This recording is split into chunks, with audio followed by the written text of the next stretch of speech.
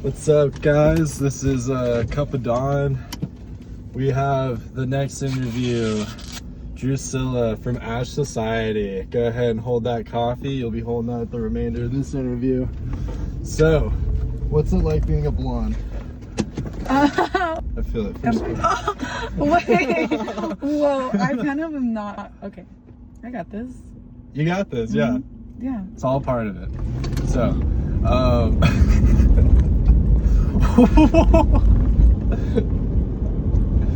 you still want to do this? Yeah, Okay, it's cool. like hot wax, you know? Oh, okay, there you go.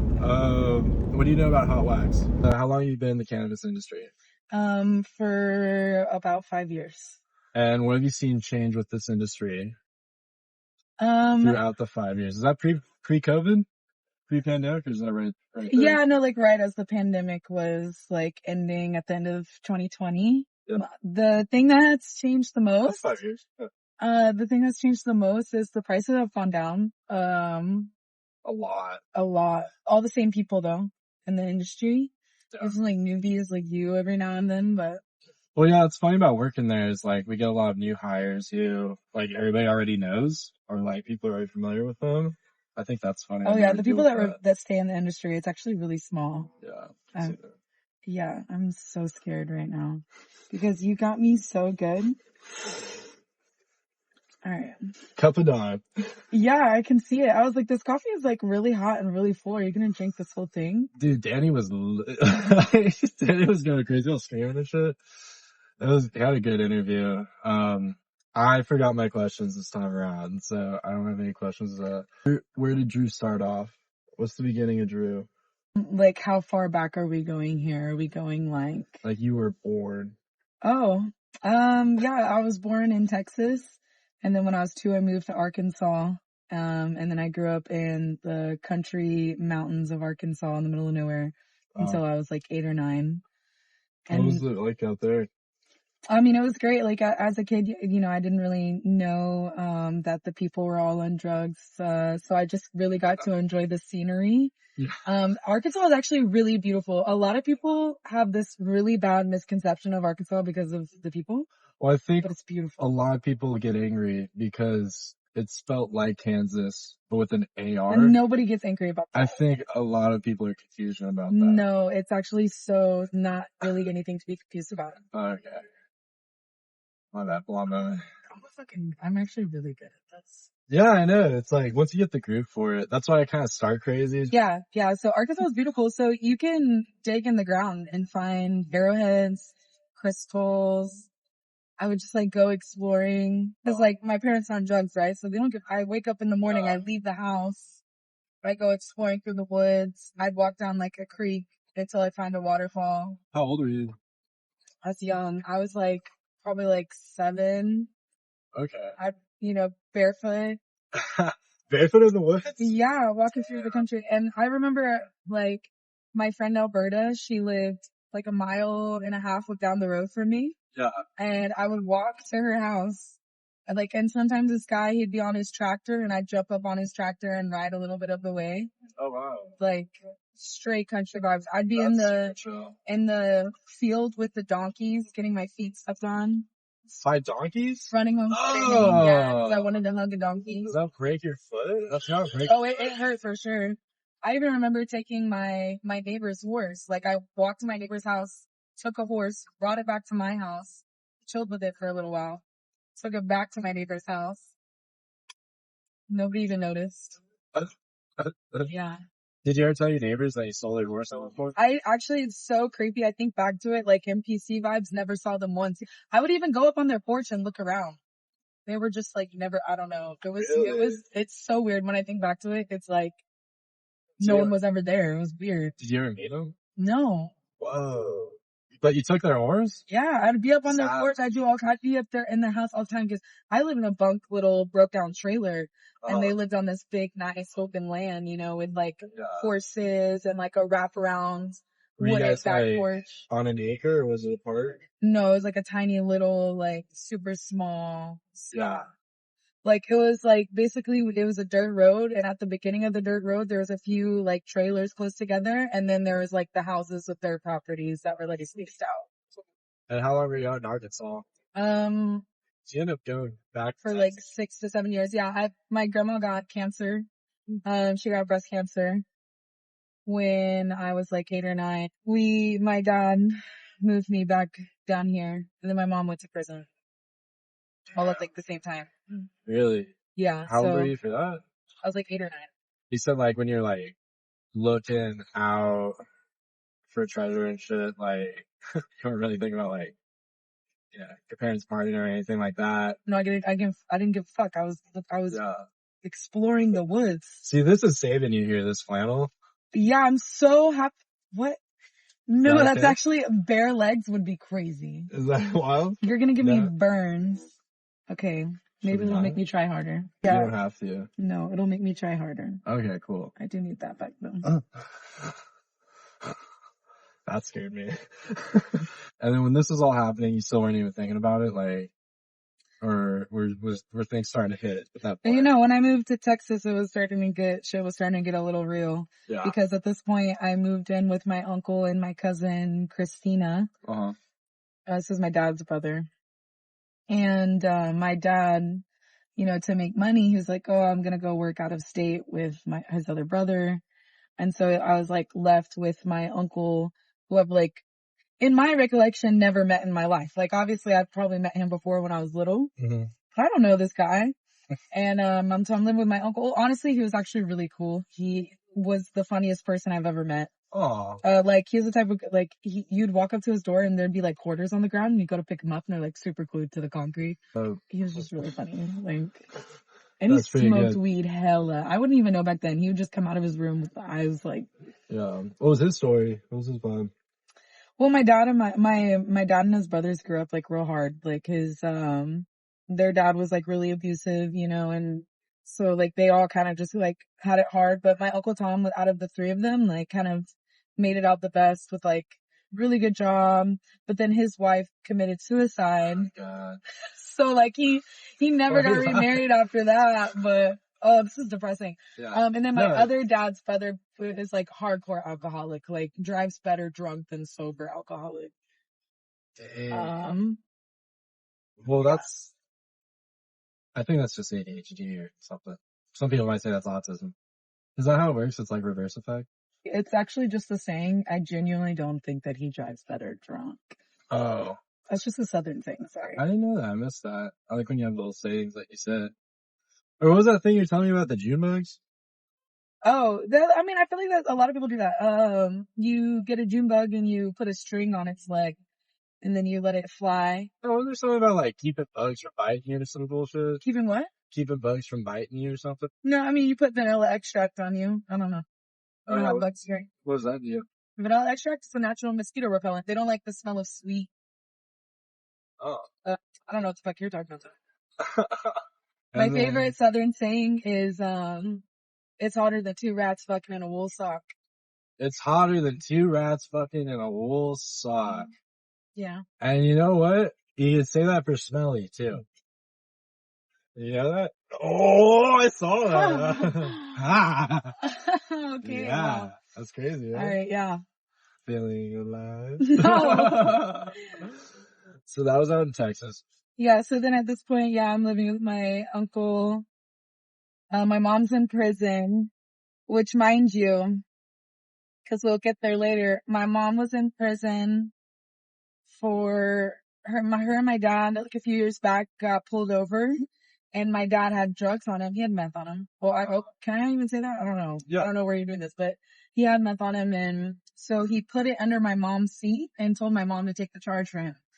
And my mom, being dumb, took the charge for him. So years later, she finally got caught up. But what was funny is, she moved back to Texas and went to go get her ID, like her Texas ID with my Aunt Bessie. Yeah. And my Aunt Bessie said she was outside smoking, a cigarette. And she hears this like chains like coming towards her and she sees my mom running past her and then the chains are getting closer. She turns around and it's like 2 cops chasing after my mom. Damn. And then she got arrested and went to prison. After the end of 5th grade, I ended up going to move from like the suburbs of like a really small town outside of Houston to like Sprague Branch, which is really, really bad part of town. Was it kind of like Arkansas, or was it like different? No, I'm talking bad, like San Bernardino. Oh, wow. Yeah. Like, Which we're driving beautiful San Bernardino right now. yeah. So San Bernardino, no mountains, more homeless, more gangs, more drugs. Oh, Xanax, like crazy. You're actually really good at this. Thank you. Yeah. But yeah, so everybody was like hardcore on Xanax. Like I remember the first time I did Xanax, which is not very different from all the other kids, was when I was in like 6th or 7th grade. That is gnarly though. Like, just depending where you're from, like that's kind of gnarly. You know, 100%. Like thinking back to it, like I wouldn't even take a Xanax as a grown adult right now.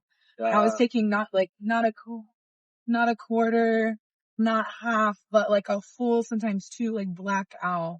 No, it's dose. Like I've only taken half, and that was plenty. I remember being like, wow, like I feel bomb, and every time I move, it's like slow motion or something. Now imagine taking so much that you come to like 48 hours later and your whole family thinks you ran away because you're like fucking 13.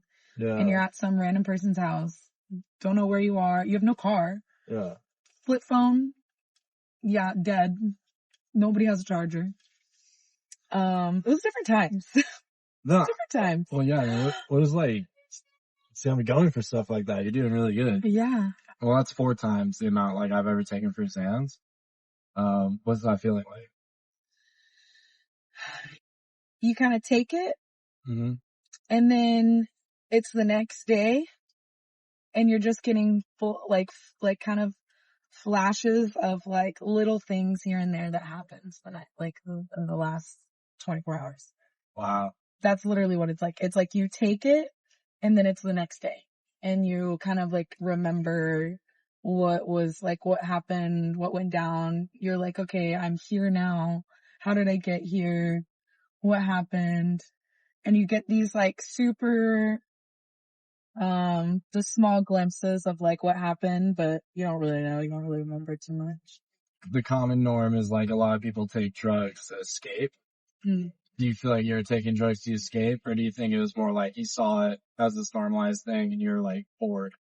So when I was around 8 years old, I would take my parents' cigarette buds and smoke them.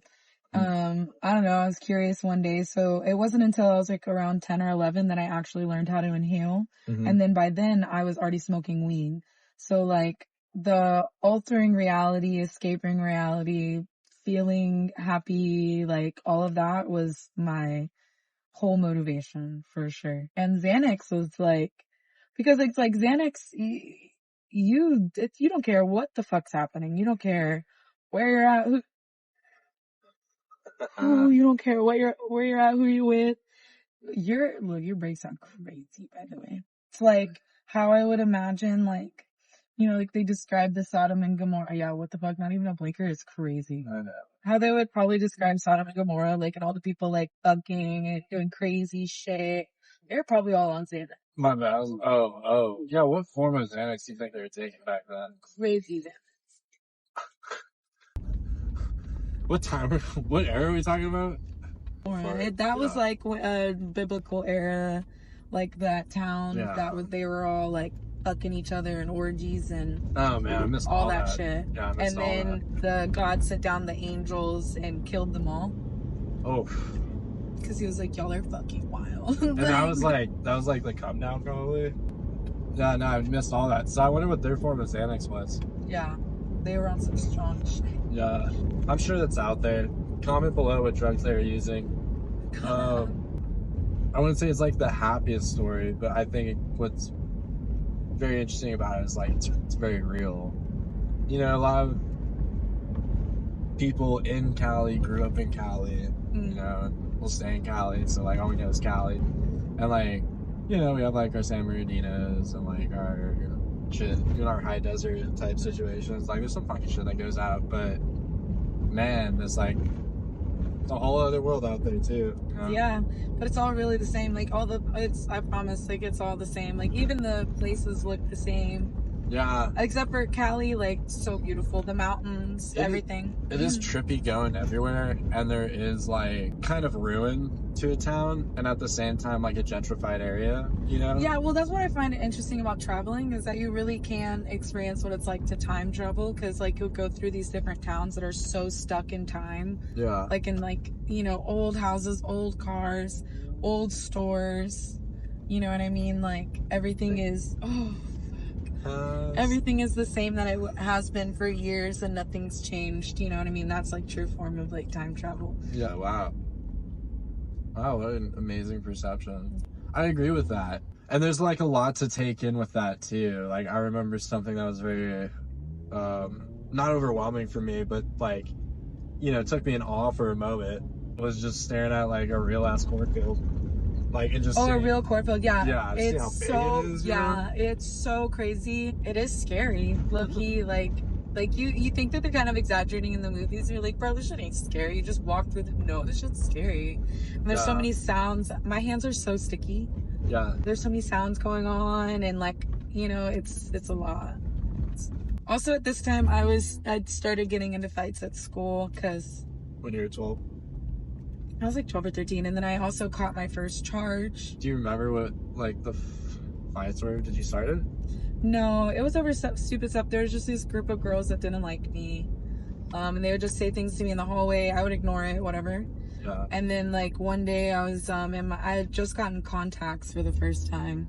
I was having like, my eyes were really irritated and watery, and this girl, her name was Betsy Nunez. Ooh. I'll never forget her. She's tiny itty bitty little girl, and she was like, oh my god, like this little girl back here is crying, blah blah blah. And I just remember I kind of snapped, because I was really nice, like I was really quiet little emo kid, and I was like, honestly, I'm not fucking crying, so shut the fuck up. And I'm like a straight A student too, and so the teacher was like, Drew. Were you a straight A student your whole life? Yeah. Wow. Yeah, commended, like straight A's, like 100 for whole year average type shit. Were you cool with the teachers? Yeah, I was teacher's pet, like a motherfucker. I would eat my lunch with teachers. Oh, that's cool though. Yeah. Wow. I like craved the approval and attention of adults so much. I love teachers, because they were the only adults in my life that actually, like, you know. Oh, then they're good people, you know. They're like, yeah. I feel like most of them remember like growing up, you know. I think if you're taking that career path, I'd like to say most of them are doing it for the right reasons. Yeah, no, they're kind of there for the little things that are forgotten about for these kids, you know. Yeah. But yeah, so like she started problems with me after that, and I remember her and her friends would push me down in the hallways and stuff. And I had a best friend, her name was Sarah. She was crazy. She looked like the girl from Brave, like big old poofy red hair, like the craziest person I've ever met. She was so funny. But it was 420, and me, her, and my boyfriend Forrest at the time were walking to her apartment for 420 to go smoke. We're smoking cigarettes. And actually no, she was smoking a cigarette, and I had been asking her the whole walk. I was like, Sarah, give me a cigarette, like, please. Yeah. And she was like, no, just wait till we get there. I'm like, well, give me a hit of yours. Like, what the fuck, you know, stupid kid shit. Yeah.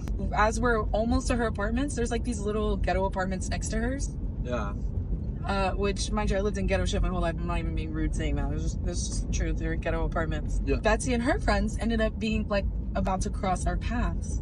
And I was like, oh my god. And I was like, Sarah, that's the girl that's been fucking with me. Like, because Sarah and Forrest are older than me.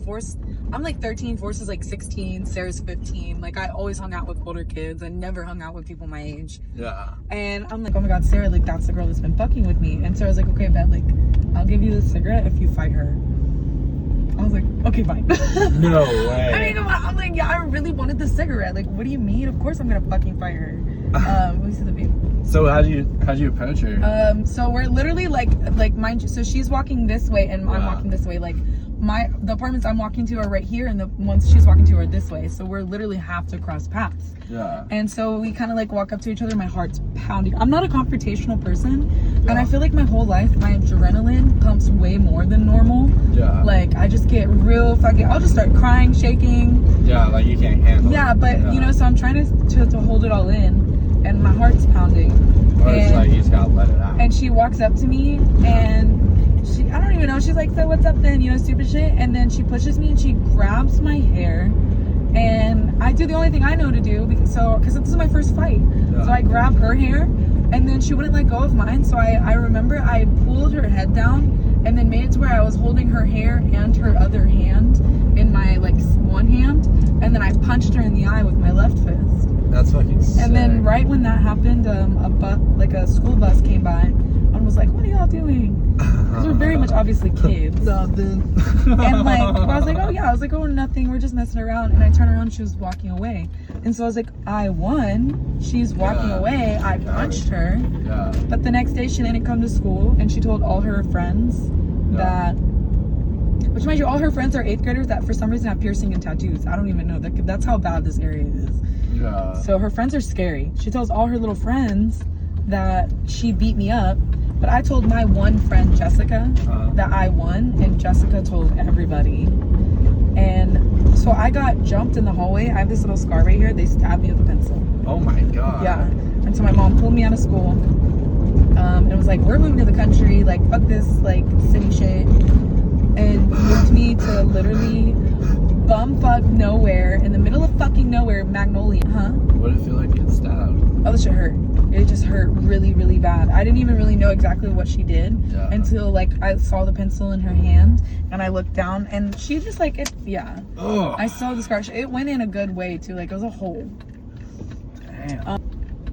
Damn. Yeah, but then so my mom pulled me out of school and like moved me to the middle of nowhere, the country, Magnolia, and this dilapidated house with a slumlord who like separated the house into like 4 different units. They lived in like the back unit, and my room wasn't even a room. It was, you know, like what a mud room is. Yeah. A mud room is like when you go into a house and it's like a room that has like the little closet and you can take off your shoes. It's just like, and then there's a door that basically separates that entrance from the rest of the house. That was my room. My bed barely fit. What do you think about like that night you beat her ass for a cigarette when you were like laying in that bed? Oh, I felt so good. Like I remember when I got to Sarah's house, you know, all my older friends were there, and like there was like a chunk of my hair that came out, and we were all laughing. And Sarah and Forrest, who don't go to my school, they're like, "She kicked that girl's ass," blah blah blah. So I'm like on top of the world. And then the next day, you know, she calls out of school and says that, and I was like, what the fuck? And who do I have to back me up?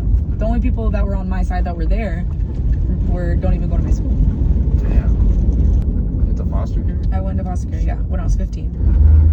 So like a year later, after moving into that country, fucked off town, I started dating this guy, Dalton Disney, who legit claimed that Walt Disney stole his family name, because Walt Disney changed his name to Disney. His name was Robinson. He changed his name to Disney. He legit like felt like, because they were rich. Like, Does anyone know this? I don't know. We can look it up. He was probably legit crazy, but he was like their family tree went back. Just like Walt Disney changing his name. Yeah, you can look it up. His name was Walt Robinson. That was Meet the Robinsons. I wonder what he did. They probably did a lot. Back in the day, you can get away with so much. It was the first time I ever smoked hash. Because before this, I'm smoking brick weed from Mexico and Texas, like seed stems. Dalton, he sold weed. And that was like, of course, like one of the things that I thought was so cool about him, is that he sold weed. Even though he, honestly, if I showed you a picture of this guy, he looked like a sloth. People would be like, "Drew, are you okay?" I'm like, "No, he's so nice and funny." Just like every boyfriend I've had ever. But anyways, Derek, if you see this, he was hot. Who's Derek? The security guard. Oh, yeah. Yeah. Dalton, I went over to his, like, one of his dealers, and it was this older guy, who to me was older. He was in, like, high school. But to me, you know, you see high schoolers, like, because I'm in 9th grade, he was, like, a senior, like, maybe just graduated. You see them as, like, way older. And, like, we go over, and he has all these different bongs, like, whatever. And I smoked hash for my first time. I got so fucking high. I decided to tell Dalton, like, my whole life story, everything about my parents, all the shit that they do to me, whatever. And Dalton was like, "I'm not taking you home." Like, I still got me. Takes me back to his house, tells his parents everything that I told him. And his parents, like, right then and there called the cops. Wow. And the cops come, and the cops call CPS. And CPS comes, and mind you, this is all within like a few hours. Just pouring that all on my I didn't pour it, it spilled. You are the one who decided to do this crazy fucking idea. You like it? I'll pour it on you. Did you at least add cream? Banned from the show if you do that. Did you add cream? You're the lucky one. That's from the fancy machine. They're out of black coffee. Danny got black coffee. So this is flavored? Yeah, it's like something. Anyways. So. Is it? Yeah, it is flavored. Is it not good. No. Dick, I'm going to be on in this. Damn it, that was good. It went better than I thought it would. I'm sorry. Anyways. Yeah. So cops get called, CPS gets called. I'm sitting there being interviewed by CPS with a mic, with like a fucking recorder.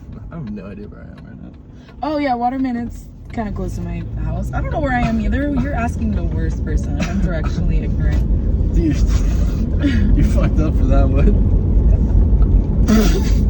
It went a lot better than I expected. You barely got shit on you. This was your idea. This is what you wanted, right? This is what you wanted. We only got to age fucking 15. Yeah. And I gotta go get swooped up by for Beyond right now. Can I just get back through here? So you told me to wear something I can get messy in, but not you to wear something to get messy in? Dude, I've been busy all day. That smile. It'll be good for the views. Yeah, I hope. The 3 viewers. You'll be one of them. Yeah.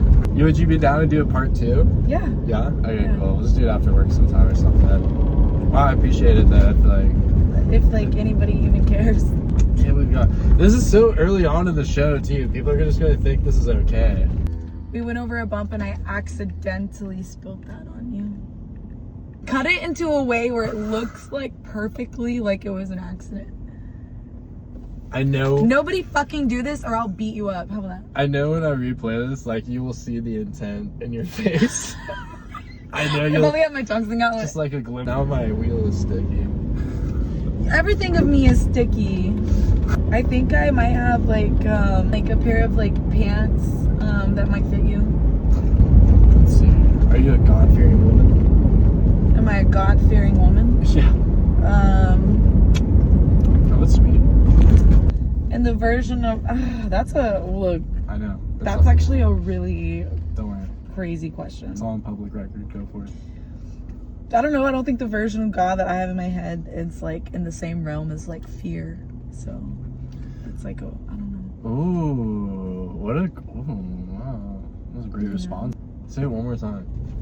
I said I don't think the version of God I have in my head lives in the same realm as fear. In the sense that God is all loving? Yeah, I wouldn't say that. No, it's like not even that. It's just like I don't feel like the version of God that I believe in isn't like it's like really jealous, First Testament, fear me, worship no other. You know what I mean? Yeah. God is like the world and the universe and Mother Nature and. Well, I do see that a lot in like organized religion, but yeah, I feel like a lot of people have a more personal relationship. No, that's the fear is in organized religion is to bring about control, and that's the only reason that they exist. It's just gnarly. How old were you when you started accumulating your own thoughts on the topic?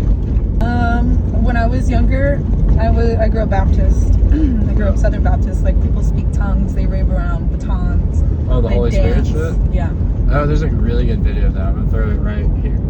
There you go. Yeah, it's actually insane. Like but I remember I was like around 7 or 8, and I was at this church. Never been to in my life. My grandma just dropped me off there for some reason. I have no idea what was going on. And they were talking. Well, it's like the first part of it, we were in the big group with all the adults, and then the second part, we broke off and went off into like little groups with the kids your age. And then in the adult part, they're like, yeah, like you are to worship no one but God, blah blah blah blah, you know, this and that. And then we went into the kids sermon part, and the only thing they talked about the whole time was Jesus. Whoa. And I was like, huh? I was so confused by that. I was like, And I kept asking them and nobody could give me an answer. I was like, wait, like why are we learning about Jesus when it was saying like worship no one but God, and we're like straight up like no one goes to God unless through Jesus. My mind couldn't wrap around it. Yeah. So that was when I really started to question everything, and like I found it really odd when you'd ask adults questions and they don't have an answer, and I'm like, okay, so you can't trust adults, they don't know everything. Yeah. Like you think that they do. So you just gotta like figure it out on your own. Especially when you start to realize that the adults don't have like their opinions are off. Like my dad and my mom are really, really racist. And I discovered, because my mom and dad didn't raise me, I was raised by myself in TV and everything else. I wasn't. And so when they would say certain things, I'd be like, okay, well, I know that's not true. So I couldn't apply truth to anything that they would say. It's like literally evolution, and the whole reason we have evolved as a species is for survival. It's because we have like mastered survival. And so talking and telling stories and experiences, it's like literally how our species survive, and it's extremely necessary. So if you're human watching this, pay attention. Yeah. No, just kidding, imagine. I was like, where are we going? Ending segment. You're the lucky one. I've been doing black coffee, but that was the only one they had. It's a little bit of a sweet one. So ending segment is you just I feel like it's actually worse because it's stickier. Gulp is just for the bit. Like do like two gulper. A 2 gulp? You said 1 gulp, and now you're saying 2. What's 2 gulps gonna do? You're 2, and I'm doing this for free, and I have to take 2 gulps. I'm promoting your work. My work of what? My Instagram is private. Don't follow me. This is Drew, everybody. Drew My name's not Drew. Drucilla. I actually don't think you understand. I'll pour this whole coffee on you, the whole thing. But then it'll be all wet.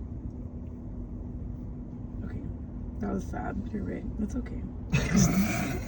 Alright. Look at this. It looks like a shark. Ew. Oh my god. George today, he was like, I was like, imagine I was trying to squeeze out a tear and I farted because we were talking about something. And he was like, ew, you just shart and it falls onto the floor because you're wearing a dress and there's just a puddle on the ground. And I was like, you're fucking disgusting, bro. Like, you take everything too fucking far. Dude, George is the funniest person I know. This is the second time bringing up George in the 2 videos that I've done in interviews. Because George is the best person ever. Wait, That's what we said in the last video. Alright, let's spark this and we'll go inside, I guess. Actually, yeah, I'm cool with that. wash my hands.